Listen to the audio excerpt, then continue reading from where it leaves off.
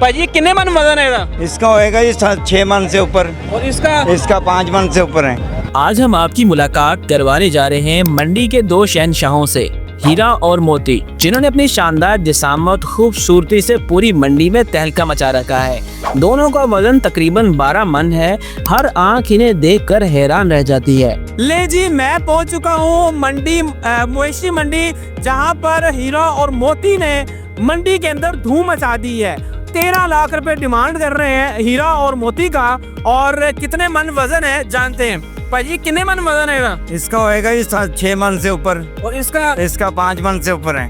तो क्या नाम है इनके? हीरा मोती।